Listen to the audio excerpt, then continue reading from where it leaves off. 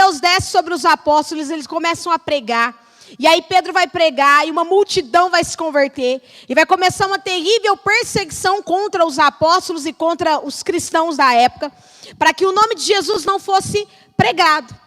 E ao invés de paralisar, eles vão continuar ensinando até que vai chegar um determinado momento em que eles vão ser presos. Presos para serem impedidos de pregar o evangelho.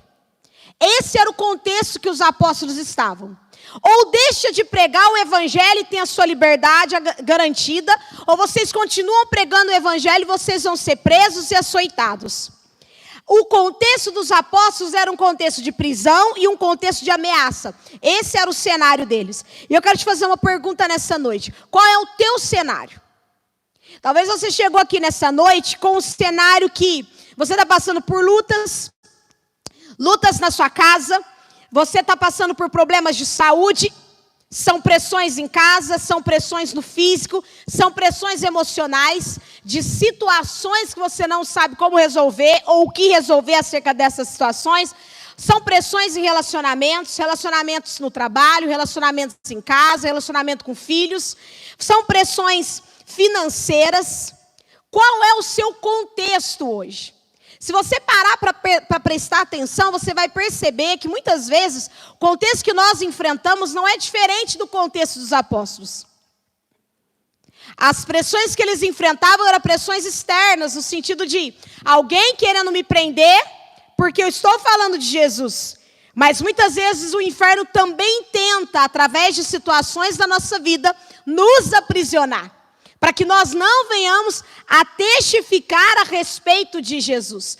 Escuta, eu não estou dizendo que os problemas que nós temos é o diabo que colocou lá. Não estou dizendo isso. Eu estou dizendo que o inferno se utiliza de situações que acontecem na nossa vida. Porque, querido, nós estamos na terra.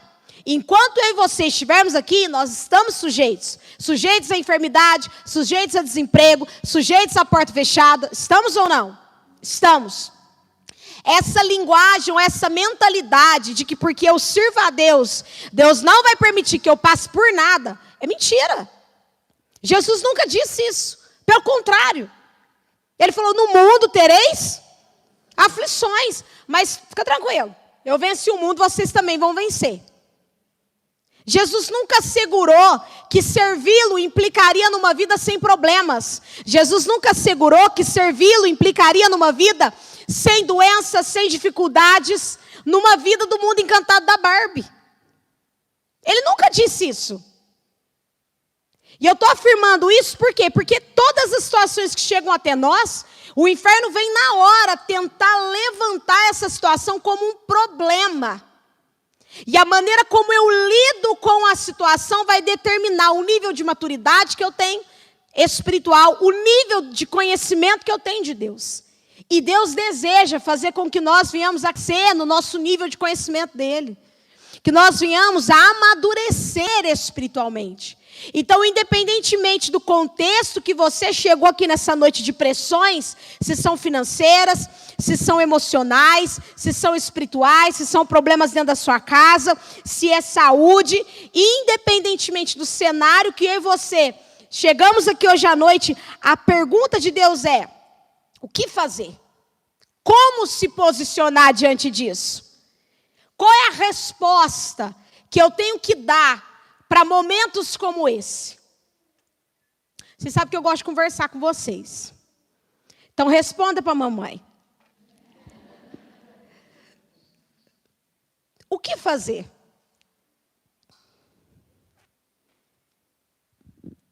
Qual é a resposta que eu tenho que dar?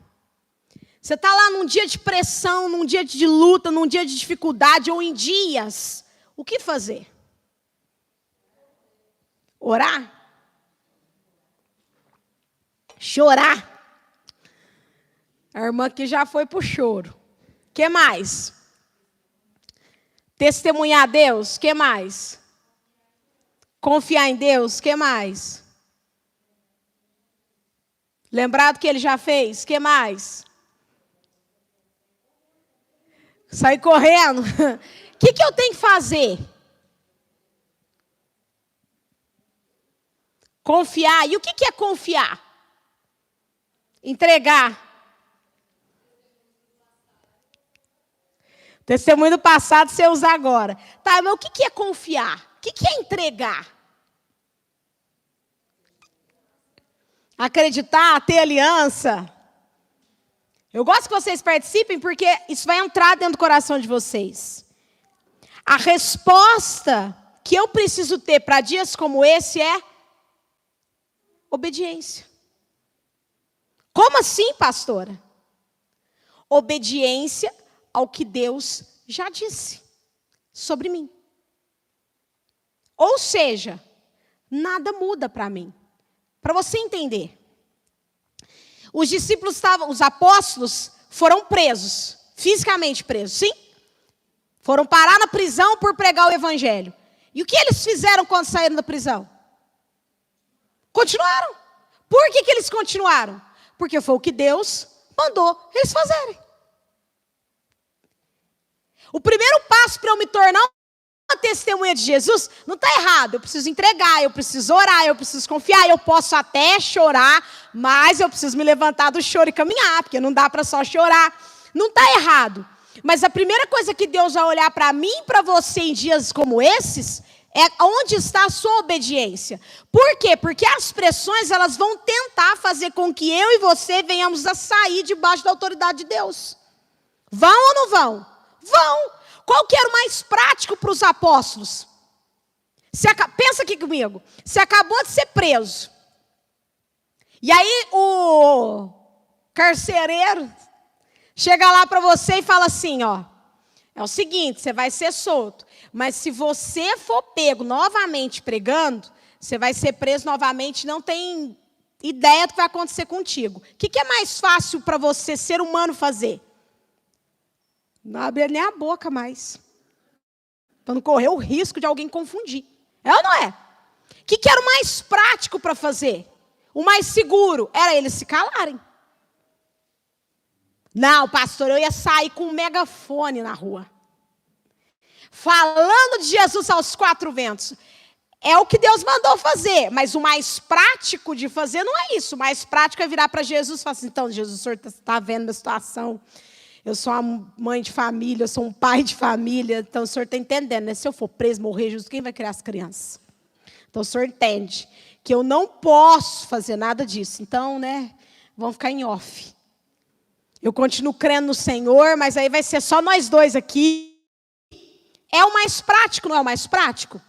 Mas o que eles fizeram? Voltaram a pregar. E eles vão dizer para os oficiais o seguinte, eu devo obedecer a quem? Nós devemos obedecer a quem? A vocês que estão nos ameaçando ou a Deus? Quando as pressões, as situações chegam até nós precisamos entender que nós não estamos debaixo da autoridade dos problemas.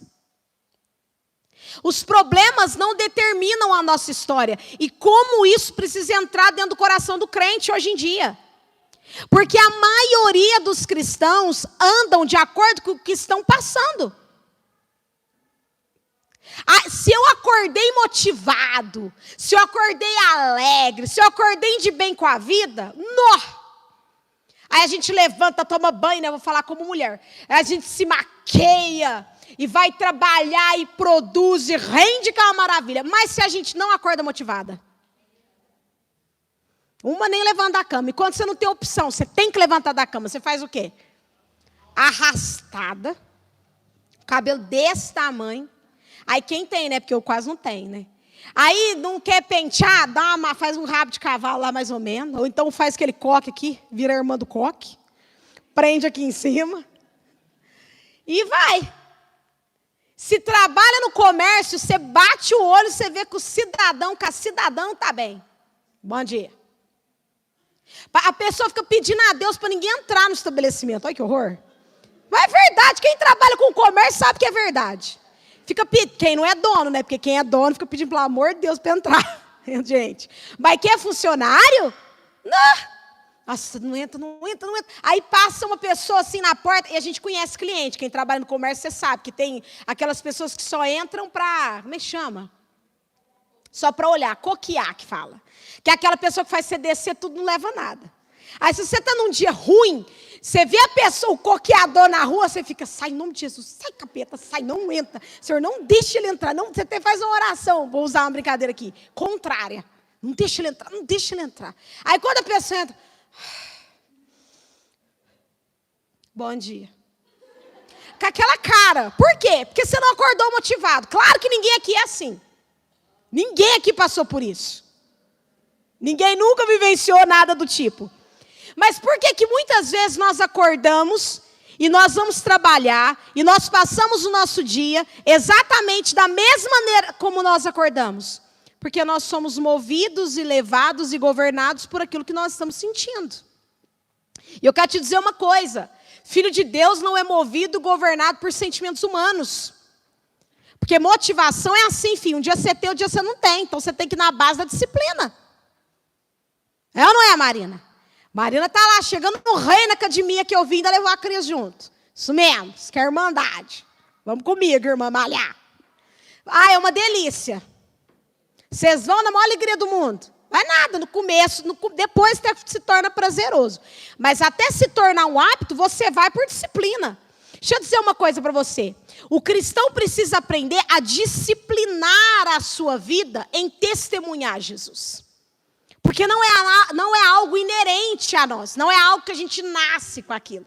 Eu preciso me disciplinar a buscar a Deus. Eu preciso me disciplinar a não permitir que os meus sentimentos, que as minhas emoções me governem. Eu vou te dar um exemplo. Hoje eu acordei, eu não queria fazer nada. Você sabe o que é nada? Pois é, isso mesmo. Nada. Eu não queria nem levantar da cama. Sabe aquele dia que você quer ficar quieto, não quer que ninguém conversa com você? Você quer ficar deitado no quarto o dia inteiro, quietinho? Pois é. Era eu hoje de manhã. Só que eu fui orar. E a primeira coisa que eu falei para Jesus, Jesus, hoje eu não estou com vontade de fazer nada. E qual foi a resposta de Jesus para mim? Isso mesmo, filho, eu te entendo, tadinha, pode dormir. Está até frio hoje. Não! Jesus olhou para mim e falou, pois é, você tem uma reunião com o secretário de Cultura e Lazer, pode levantar e ir lá fazer essa reunião. Aí eu parei e falei para Deus, Deus, é engraçado, né? Como que a gente é movido por sentimento, né? Que eu falei para Deus assim, nossa Deus, que coisa, se eu fosse levar o meu dia de hoje pelo meu sentimento, eu não tinha feito nada. Mas como eu levei meu dia baseado no que Deus mandou eu fazer no dia, o dia fluiu. Querido, você vai ter sentimentos, você vai ter vontade de não fazer, você vai ter vontade de desistir, você vai ter vontade de olhar para trás. O que vai precisar permanecer na sua e na minha vida é o quê? É entender que nós estamos debaixo da vontade de Deus, da autoridade de Deus, e não debaixo dos sentimentos, dos pensamentos que estão no nosso coração, decorrentes dos nossos problemas. Se os meus problemas me fazem querer dormir o dia inteiro, eu não vou aceitar dormir o dia inteiro, porque o meu problema quer que eu durma o dia inteiro. Porque o meu problema não me define. O meu problema não pode me governar. Eu preciso reproduzir Jesus. E olha que a nossa vida ela é até relativamente mais tranquila do que a vida de Jesus. Eu preciso reproduzir Jesus na terra. E como que eu faço isso? Por intermédio da palavra de Deus. Eu vou te dar um exemplo. Como para Jesus era mais complexo? Porque ele subia para orar, recebia do Pai tudo que ele tinha que fazer no dia seguinte. E aí quando ele estava vivendo o dia dele, ele sabia exatamente o que as pessoas estavam pensando a respeito dele. Você sabe o que as pessoas pensam a seu respeito? Não. Você imagina você curar uma pessoa e você saber exatamente o que ela está pensando? Você está pregando para uma multidão e você sabe exatamente que aquela multidão está te julgando, te condenando na mente dela? E você não vê Jesus nem um dia falando assim, ai pai, sabe o que é? Eu estou chateado porque o povo me despreza. Então eu não vou não. Gente, Jesus ele veio e ele cumpriu exatamente tudo aquilo que o Pai mandou ele cumprir. E sabe por que ele conseguiu fazer isso? Porque ele era livre. Aí você fala assim, não pastora, mas era Jesus. Eu não sou Jesus. Mas a palavra de Deus diz o seguinte, que se o Filho vos libertar, verdadeiramente sereis livres. E quando ele está falando de libertação, ele não está falando só de sair demônio da vida da gente. Ele está falando de todo e qualquer tipo de libertação. Quando eu entendo que os problemas não me dominam, eu alcancei libertação. Quando o meu humor não altera por conta da situação que eu estou passando, eu encontrei a libertação. E é isso que Jesus deseja de nós. E a gente precisa entender que há uma recompensa de Deus em sermos testemunhas. Porque quando nós agimos dessa maneira, não governados pelos sentimentos, não governados pela tribulação, não governados pelas situações, o Espírito Santo de Deus faz o quê? Ele testifica diante de Deus e do reino espiritual quem nós somos. O que é isso, pastora? Quando eu e você nós oramos, nós temos autoridade para orar. É diferente, uma pessoa que testifica de Deus, ela ora diferente de uma pessoa que não testifica. Porque a pessoa que não testifica, ela vai chegar diante de Deus assim, ai Senhor, o Senhor está vendo o que eu estou passando? É uma luta atrás de luta, Pai. Tem misericórdia. Não sei se você já ouviu orações assim, eu já. Ai, Senhor, tem misericórdia da minha vida. Só tem misericórdia, tem misericórdia, tem misericórdia. Eu sei que faz parte do linguajar cristão o tem misericórdia. Meu irmão, não dá para você chegar diante de Deus toda hora. Tem misericórdia, Senhor, Senhor Jesus tem poder. Tem misericórdia, Senhor Jesus tem poder. Olha o que eu estou passando, Jesus, olha o que eu estou enfrentando. Isso é uma oração de uma pessoa que não testifica Deus. A oração de uma pessoa que testifica Cristo é o quê? Senhor, eu estou passando por essa situação, mas eu entendo que todas as coisas que acontecem na minha vida vem do teu trono para mim. E eu te agradeço. Não pelo problema, mas pela oportunidade de crescimento que o Senhor me dá diante desse problema. Passou pelo teu trono, amém. É o cálice que eu tenho que beber, amém. Gente, a vida fica tão mais leve. Quanto mais nós desenvolvemos a habilidade de testemunhar, mais o poder de Deus se manifesta na nossa vida. Quanto mais, porque aí, querido, o inferno ele vai ficar louco com você. Porque o inferno olha e fala assim, agora vai reclamar, agora vai blasfemar, agora vai desistir. Aí você levanta um louvor diante do trono de Deus, levanta uma adoração diante do trono de Deus. Você levanta e fala assim, amém. É para ficar sem? Glória a Deus, vamos ficar sem. É para passar por isso? Aleluia, vamos passar por isso. Deixa eu contar um exemplo que aconteceu comigo, que eu estava contando para a Cátia ali na porta.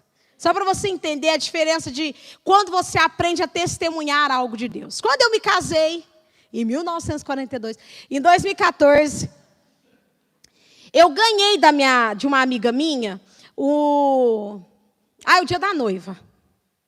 E aí ela falou para mim assim, a gente é muito amiga, ela falou para mim assim, eu vou te dar de presente, tá, beleza. E aí eu combinei com o fotógrafo de fazer, né, as fotografias lá porque tem, né, quando o fotógrafo vai lá, né, no salão. Gente, o salão tinha 3 ambientes. Então tinha um ambiente lá da recepção, com uma baita televisão, sabe, tudo na época, né, tudo arrumadinho e tal. E aí tinha um ambiente lá das cabeleireiras e um ambiente da manicure. Uma gracinha, um lugar arrumado, um grande lugar ali na Praça de Embriagão, subindo ali.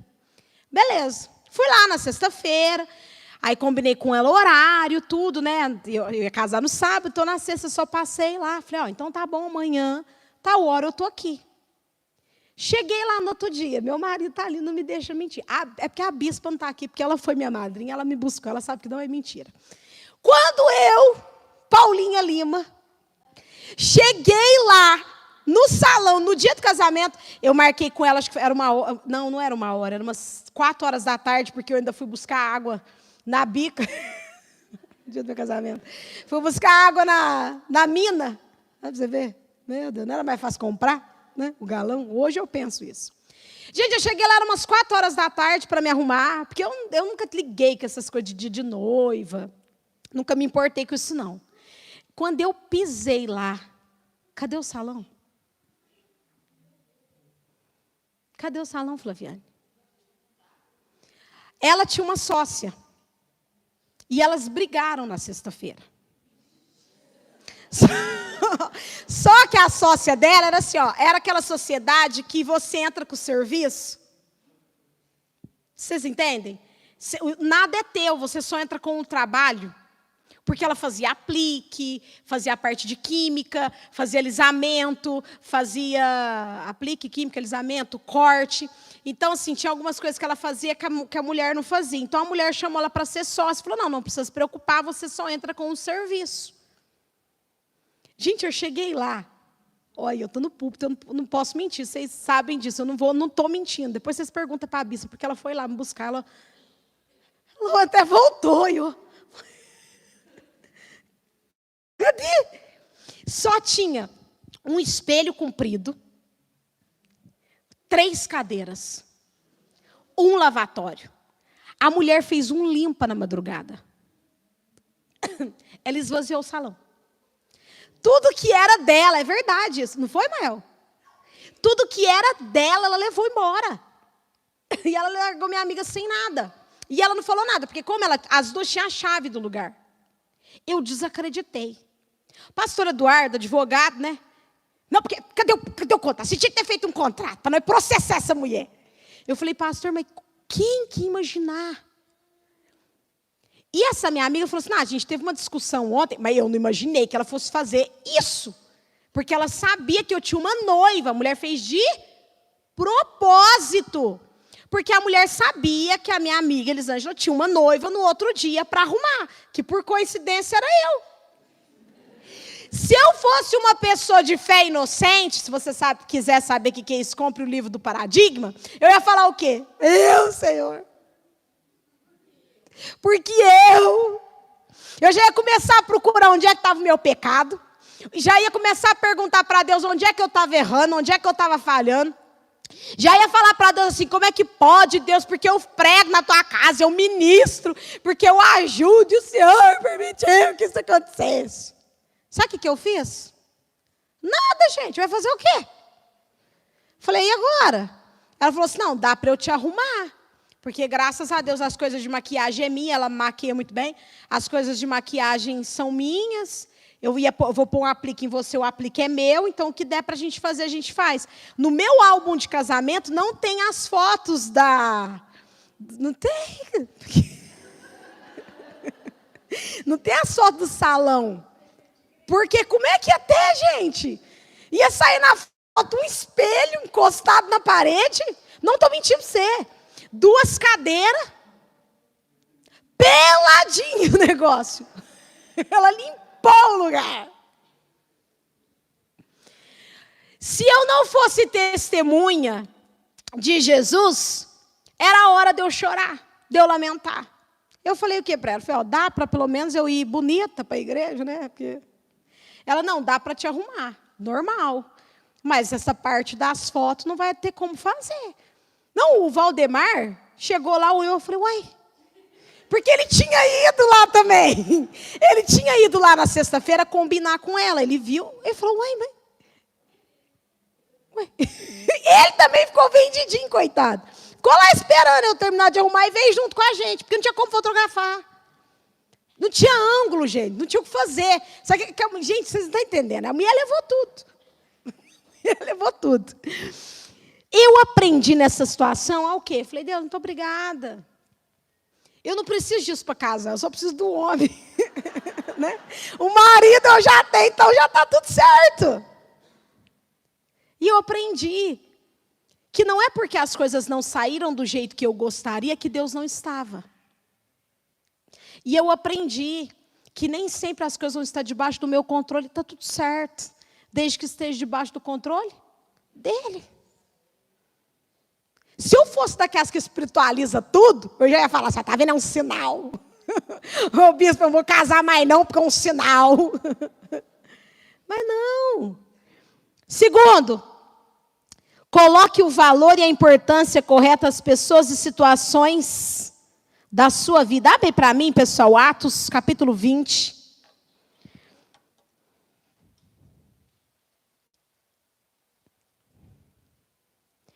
Deixa eu achar aqui, porque eu vou ler na minha Bíblia aqui, que é mais fácil para mim. Atos 20, versículo 22 ao 24. Agora, impelido pelo Espírito, vou a Jerusalém, não sei o que me espera ali, senão que o Espírito Santo me diz. Em todas as cidades que tem pela frente o quê? Prisão e sofrimento? Ele não diz que tenho pela frente viagens internacionais. Não? Que tenho pela frente uma viagem paga para Dubai. Ilhas Maldivas. Não é isso, não? Um resort no Nordeste, com all inclusive. Eu não pago nada. Não é isso que Paulo falou, não? Não? Não, então uma Ferrari. Mas minha vida não vale coisa alguma para mim, a menos que eu a use para completar minha carreira e a missão que me foi confiada pelo Senhor Jesus, que é dar testemunho das boas novas, da graça de Deus. O que Paulo está querendo dizer aqui?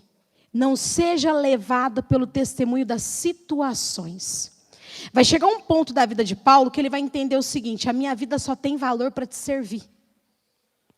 Eu não vou dar para a minha vida importância maior do que ela de fato tem. A importância que a minha vida tem é te servir. Então, independentemente de onde o Senhor me levar, independentemente do que o Senhor permitir na minha vida, eu vou continuar na mesma posição. Eu vou continuar sendo grato. Eu vou continuar te buscando. Porque eu posso não saber o que Deus vai permitir na minha vida. Eu posso não saber o que vai acontecer. E pode ser que o que aconteça não seja algo tão bom quanto eu gostaria. Mas quando eu entendo que tudo que acontece na minha vida tem um propósito de Deus, fica mais fácil. Por isso que eu falei, gente, essa ideia de um cristianismo que não inclui sofrimento na vida, isso não é cristianismo. Porque em tudo que Deus permite, nas perdas que Deus permite na nossa vida, há um propósito, em tudo. Quando eu entendo que tudo que chega na minha vida passou pelo trono dele, nossa, pastora, mas Deus queria que eu ficasse desempregado. Não, Deus não provocou o desemprego. A questão não é essa. A questão é que eu preciso olhar para Deus além do material, além da minha vontade. Entende isso? O que é olhar para Deus além da minha vontade? Qual que é a minha vontade humana? Que Deus faça tudo que eu quero. É ou não é? A vontade humana nossa é essa. Que a gente chega diante dele e fala assim: Deus, eu preciso disso. Aí Deus, sim, senhor. Está aqui. Senhor, abre aquela porta. Aí Deus vai lá correndo. Opa, abriu. Senhor, realiza aquele milagre. Aí Deus, vai lá, anjo. Aí vem um anjo. Pim. Isso é o que a gente quer. Por que a gente quer isso? Porque nós olhamos a nossa vida como muito mais valiosa do que de fato ela é. Deus, mas eu sofrendo, Senhor. E por que não? Se até Jesus sofreu. Eu passando por um momento de dor, Senhor. Por que não? Jesus não passou? Quando eu começo a entender que em tudo que Deus permite na minha vida, existe a possibilidade de eu ver o resplandecer da glória dele, tudo começa a mudar. Eu não estou dizendo que o exterior vai mudar, gente. No teu entorno pode continuar do mesmo jeito, mas dentro de você vai mudar. A gente precisa começar a ver a glória de Deus em tudo. E quando a gente começa a agir dessa maneira, a gente aprende a andar com Deus, tanto nos dias de maravilha, de milagre, como nos dias de escassez. E como o crente precisa aprender a andar com Deus na escassez. Porque o crente é uma coisa incrível. Quando começa a torneirinha fechada, as bênçãos, o crente já começa. E é jejum, e é oração. Ai, vou pôr a boca no pó para Deus mover. Por quê? Ué, pastora, porque a torneira fechou. Mas não foi o próprio Deus que fechou? Mas Deus fecha a torneira, pastora? Fecha.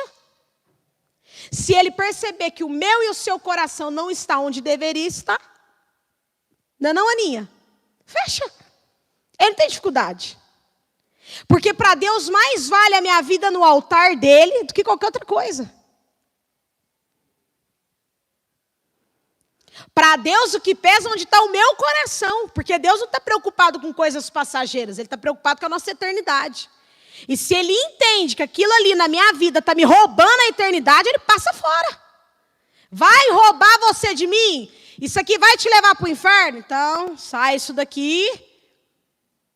Para você entender que mais do que coisas, pessoas e bens, você precisa da minha presença. Eu acho incrível a gente chega aqui na igreja na hora do louvor, né, vai cantar Eu Me Rendo, né? Aí a gente levanta a nossa mão.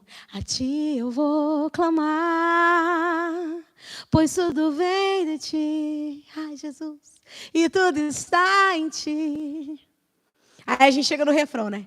Eu me rendo aos seus pés, és tudo que eu preciso para viver. viver. Aí Deus olha e fala, ok, eu sou tudo o que você precisa para viver. Porta, fecha! Senhor, como é que eu vou ver esse emprego?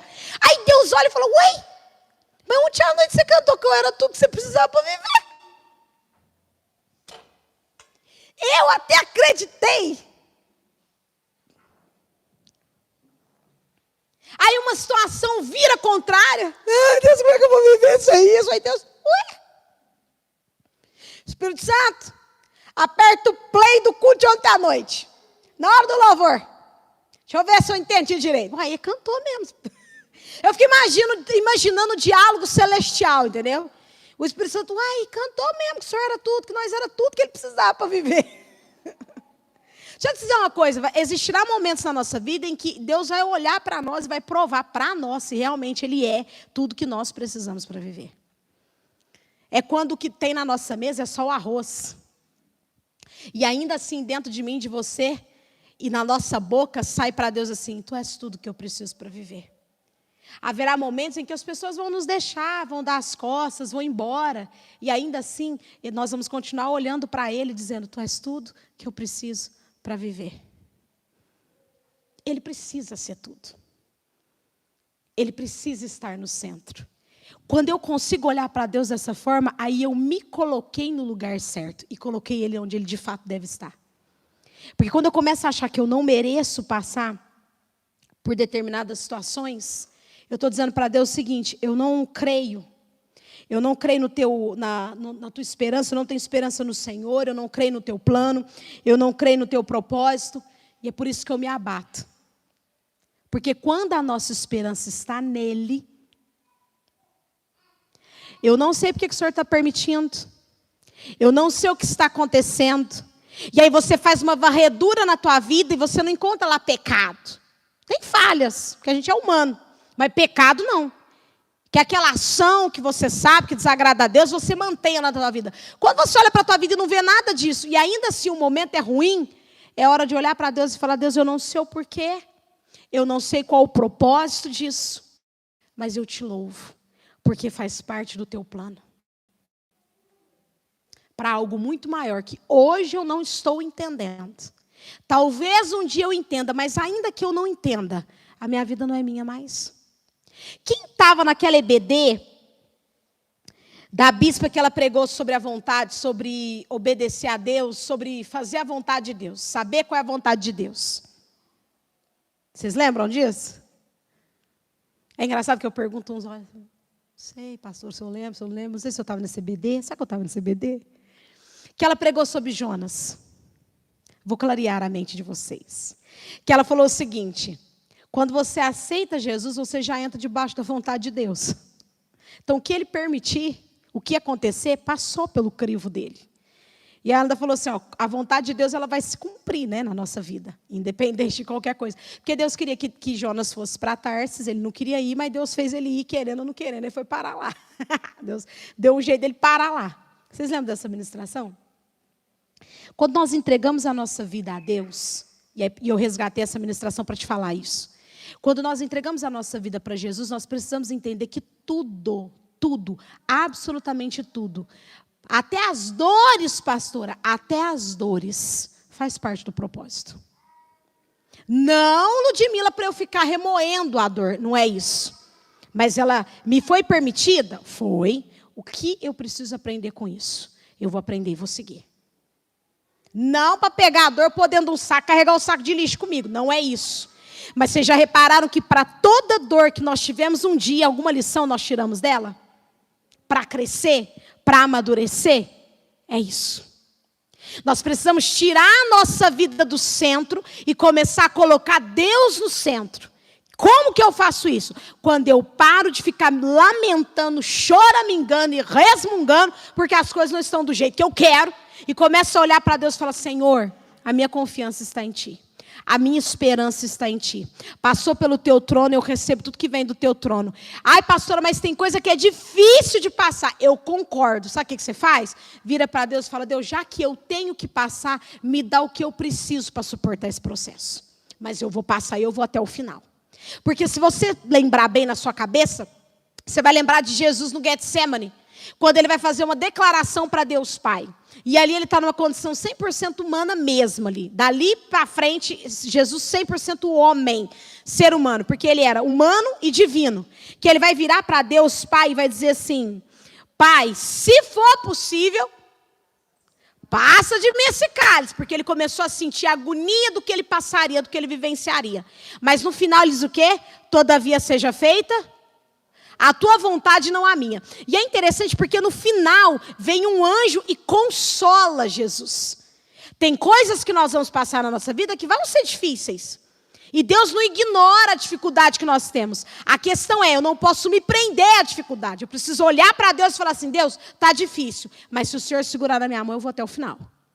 Porque é nesses momentos que você conhece Deus de uma maneira mais pessoal.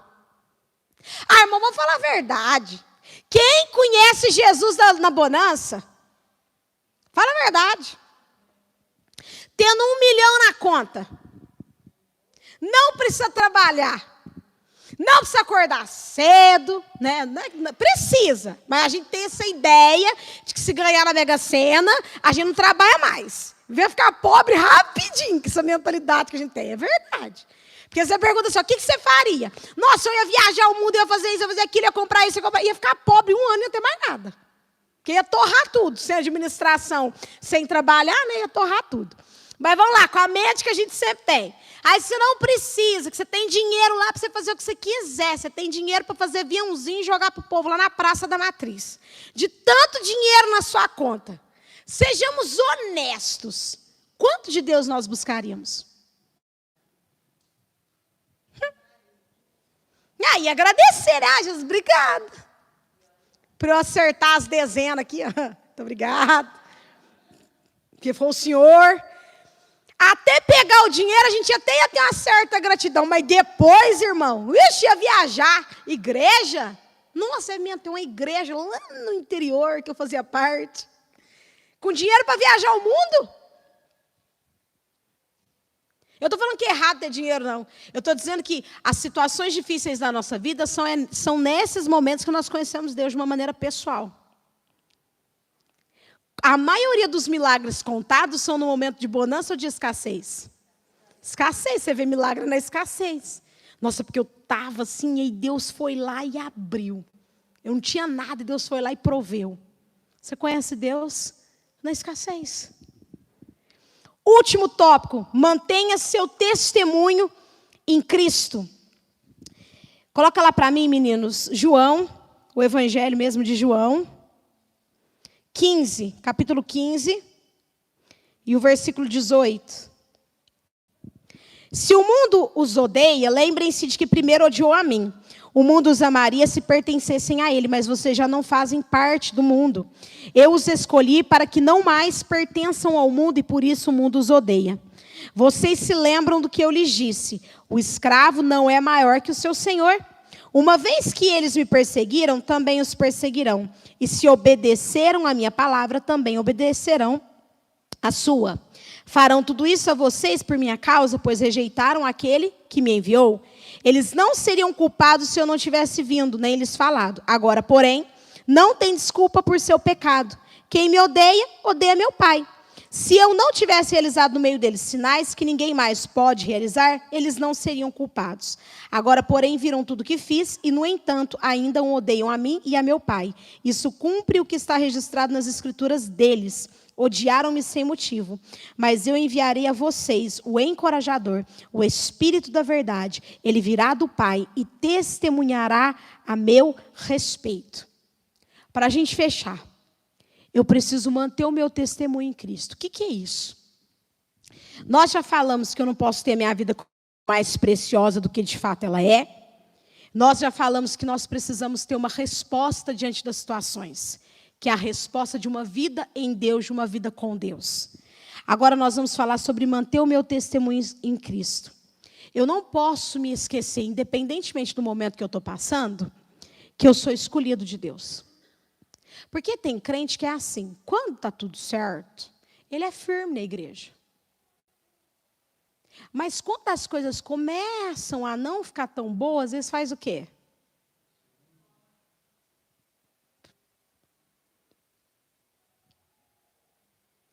Começa a faltar de culto. Começa a não se envolver com mais nada. Não quer participar de mais nada. Eu preciso me lembrar o tempo todo de que eu fui escolhido de Deus. E que Deus nos escolheu, queridos, para nós vencermos o mundo. Então, mesmo que o inferno venha tentar dizer para mim e para você o seguinte, olha, essa situação que você está enfrentando, ela vai te destruir, você precisa ter uma coisa no seu coração. Eu acho incrível os crentes que têm medo do diabo. Tem crente que manda mensagem, né? Fala assim para mim assim, pastor do céu, ora para mim, pastor. Porque eu estava trabalhando e entrou um endemoniado lá dentro do meu serviço. O endemoniado começou a trabalhar comigo. Ai, pastor. E se ele fizer alguma coisa? Vai fazer o quê, irmão? O máximo é pôr um laxante na tua água. Né, irmã? Mas Deus, gente, Deus é muito lindo. A irmã aqui da igreja passou numa situação como essa. Tá no trabalho dela. Colocaram um laxante na água dela. E aí ela vivenciou aquele texto, né? Ainda que, não foi veneno, né? Mas quase, né? Ainda que você tomar veneno enganado, claro, né, irmão? Ainda que você comer alguma coisa mortífera, nenhum mal lhe causará, nenhum dano lhe causará. E a irmã deu uma bicada lá na água.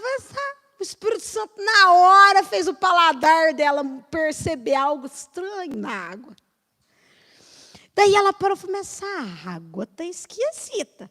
Só que até aí, você achou que o gosto da água está estranho, você faz o quê? Você vai lá e troca a água de boa, não é? Se você é um crente normal. Se você é um crente um pouquinho conectado com Deus, o Espírito Santo não deixa você ficar tranquilo. Você fica assim, mas por que essa água está com esse gosto estranho? Esses outros... Ele te faz pensar o que normalmente você não pensa. Ele te faz raciocinar o que normalmente você não raciocina. E a irmã começou, né? Falou, essa água... Aí foi investigar o povo lá de serviço. E a água do povo normal. De repente, de novo. Aí mandou a água para análise. Qual foi o resultado? Laxante. Numa quantidade que se ela tivesse tomado tudo, não é só reinar, não. Ela ia passar mal mesmo, de ter que ser medicada, porque tudo em excesso faz mal, podia dar um problema cardíaco, alguma coisa do tipo, que era muito mesmo. Deus deixou? Era o diabo apaixonado por ela? Era. Era o diabo no corpo de uma pessoa apaixonada? Era, irmão. Tentando conquistar, olha que tem trabalhado. Era. Mas é uma coisa que você precisa entender. Ainda que o inferno tente te tocar, ele não consegue. Sabe o que o diabo faz? Ele faz igual muitos de vocês faz. Eu vou falar a vocês porque eu nunca fiz isso. Você passa no portão, tem aquela placa lá, cuidado, cão bravo. Aí está um desenho de um Rottweiler, né? Pitbull. Aí você fica, nossa Deus, né? Não pode entrar, você não conhece a rua, você não conhece a vizinhança. Você até passa meio longe do portão, né? Fala, nossa, misericórdia, tem um cachorrão aqui. Mas aí, irmão, um dia você passa mais tranquilamente, vê um cachorrão. Está até lá deitado com a barriga para cima, nem tinha um pedindo carinho para você. Ou então você vai olhar lá, é um pincher. Desse tamanho. Eu sei que pincher é terrível, mas não dá para você falar que você é agredido por um pincher, você vai para o hospital, né, irmão? Vamos combinar, porque o bicho é desse tamanhozinho. Só para você entender, o diabo ele é assim. Ele é um pincher. Que barulhão. Porque o pincher ele é um cachorro pequenininho, mas ele faz um barulhão. O diabo é assim. Ele vem, porque eu vou fazer, porque eu vou acontecer. Mas ele não tem poder para te tocar. Porque a nossa vida, nós temos um dono. Então ele só pode nos ameaçar. Quando entrar no meio no seu coração a verdade de que ser testemunha de Jesus te dá autoridade. Eu falo isso para as pessoas que estão em processo de libertação, elas duvidam. Porque às vezes as pessoas falam assim, pastor, eu estou sentindo uns negócios esquisitos. Levanta a tua voz e fala: Satanás, eu não te aceito na minha vida. Sai em nome de Jesus. Mas pastora, será? Ué, Deus te deu ou não deu autoridade? Deu. Lá na minha Bíblia não está escrito assim que ele deu autoridade só para os pastores. Só para a liderança da igreja. Ele deu autoridade. Então você tem autoridade para levantar a tua voz onde você estiver e falar: Satanás, eu te repreendo agora em nome de Jesus. Eu te resisto na minha vida agora em nome de Jesus. Agora eu preciso entender. O fato de ser testemunha de Jesus significa que o diabo não vai lutar contra mim? Lógico que ele vai, gente. Ele vai lutar, vai levantar situações, vai levantar problema, o mundo vai odiar a gente. É a leitura que nós fizemos aqui de Jesus. O mundo vai te odiar, o inferno vai te odiar. Aí é hora de eu ceder? Não. Aí é hora de eu desistir? Não. Aí é hora de eu desanimar? Não. É hora de eu firmar em Deus. Primeira coisa que acontece quando a gente está passando por tribulação é o inferno virar para a gente e falar: tá vendo? Deus não está com você. Ou então, ó, tá vendo? Você está em pecado. Vai na igreja não, porque nem adianta. Você está orando e nada está acontecendo. Você está orando e nada está sendo mudado. Você está buscando e nada está sendo transformado. O que o inferno quer? Minar a sua fé. Porque se ele minar a sua fé, ele te tira da presença de Deus. E ele tirando você e eu da presença de Deus, acabou a autoridade de Deus sobre nós. Quando a sua cabeça, a sua mente começar a ser cheia de pensamentos destrutivos, entenda, há um inimigo lutando contra você. Não é porque ele gosta de você, é porque ele quer te destruir. E se ele fala na tua mente para você se afastar da presença de Deus, é porque ele sabe que hoje ele não pode te afetar, porque você está na presença de Deus. Então ele precisa encher a tua mente e teu coração para quê? Para você se afastar da presença de Deus e aí ele consegue te tocar. É por isso que, agora eu vou fechar a nossa ministração, é por isso que eu preciso olhar para Deus nessa noite e tomar uma decisão. Eu quero ser tua testemunha. Seja o que for que eu estiver passando, eu quero testemunhar o que o Senhor já fez. Eu quero trazer a memória o que o Senhor já fez. Eu quero trazer a minha memória, experiências com o Senhor. Eu quero andar com o Senhor. Eu quero me relacionar com o Senhor. Eu quero viver minha vida na presença do Senhor. É tempo de nós fazermos uma escolha. E hoje Deus te faz uma pergunta, a mim e a você. O que nós escolhemos? O que você vai escolher falar a partir de agora? O que você vai escolher pensar a partir de agora? O que você vai escolher agir a partir de agora? Escolha nessa noite de, ao invés de ser levado pelas correntezas, pelas situações, pelos problemas, escolha ser uma testemunha de Cristo. Escolha olhar para os seus problemas e falar assim: problema nenhum vai me derrubar. Porque quem me coloca de pé é o Senhor.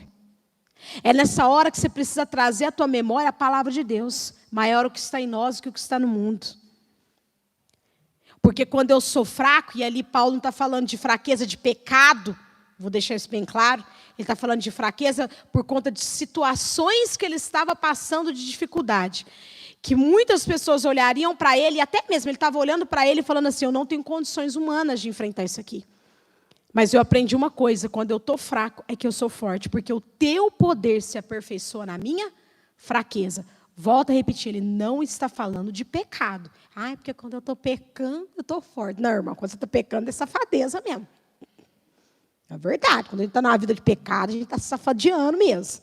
Ele está falando de fraqueza no sentido de situações. Porque ele vai deixar muito claro, o teu poder se aperfeiçoa onde eu não... Entenda isso no teu coração. Pastor, mas o que eu estou passando é muito difícil de passar. O que eu estou enfrentando é muito complicado. Mas a palavra de Deus diz, o teu poder, é hora da gente declarar a palavra de Deus. O teu poder se aperfeiçoa na minha fraqueza. Eu não tenho forças humanas para lidar com isso. Mas a tua palavra diz que o teu poder me aperfeiçoa dentro disso. Então derrama o teu poder aqui agora, Espírito Santo. Eu quero que você feche seus olhos. Coloque a sua vida na presença do Senhor nessa noite.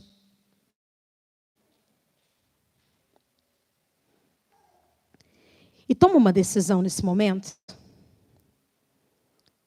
Eu não sei como você chegou aqui. Eu não sei qual é a realidade do seu coração. Mas quem sabe, durante a ministração, você foi se identificando com muitos aspectos. Coisas que você já venceu, coisas que você ainda precisa vencer. Quem sabe você chegou aqui nessa noite questionando muitas coisas, gente, do trono de Deus nas suas orações. Deus, mas por que está acontecendo isso? Por que o Senhor está permitindo aquilo? Por que o Senhor está... Por quê? Por quê? E o Senhor nos chama nessa noite a fazermos uma escolha. A escolhermos ser testemunhas dele. Deus, eu não vou me preocupar com o porquê. Eu vou te servir incondicionalmente. Ser testemunha de Jesus é isso. Se eu for resumir o culto de hoje, é servir ao Senhor incondicionalmente. Amar ao Senhor incondicionalmente. Andar na presença do Senhor incondicionalmente. Ou seja, independentemente do que eu passe. Por quê? Porque Ele me amou primeiro. E o que Ele entender que eu preciso, Ele vai colocar na minha mão. Mas eu não vou parar. Eu não vou desanimar. Eu não vou desistir. Eu não vou me prostrar por conta de situações. Porque quando nós decidimos parar, nos prostrar, por conta de situações, por conta de problemas, queridos, nós estamos dizendo para Deus que o Senhor das nossas vidas são os nossos problemas. Decida nessa noite olhar para o Senhor e falar: Senhor, eu não quero mais nada governando a minha vida, a não ser o Teu Espírito. Eu quero o Espírito Santo de Deus governando todo o meu ser. Eu quero o Espírito Santo controlando toda a minha vida. Eu quero, Senhor, agir, falar, pensar, decidir de acordo com aquilo que o Senhor tem estabelecido na Tua palavra para mim. Por isso, Senhor, em primeiro lugar, nós queremos Te pedir perdão. E agora você vai pedir perdão ao Senhor pelas vezes em que você não conseguiu ser testemunha. Porque tem hora que a gente não consegue. Pelas vezes em que os problemas te derrubou, te abateu, te colocou no chão. Pelas vezes que a dor te paralisou. Pelas vezes que você, eu vou explicar aqui. Não é errado questionar no sentido de, poxa Deus, o errado é você ficar no questionamento. Deus até entende quando a gente pergunta: Deus, mas por quê? O que eu não posso é fazer desse porquê um hábito de oração. O tempo todo: Deus, mas por quê? Eu não mereço, mas o que está acontecendo? Esse lado é errado. Então eu vou usar isso agora, quando eu faço esse tipo de questionamento.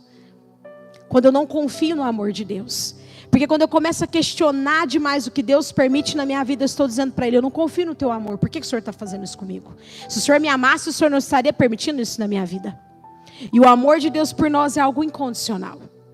Tão incondicional que a palavra de Deus diz que Ele deu o Seu único Filho para morrer por nós. Criaturas. Por isso, Senhor, em nome de Jesus, nós Te pedimos perdão por todas as vezes em que nós não conseguimos testemunhar do Senhor nas nossas vidas.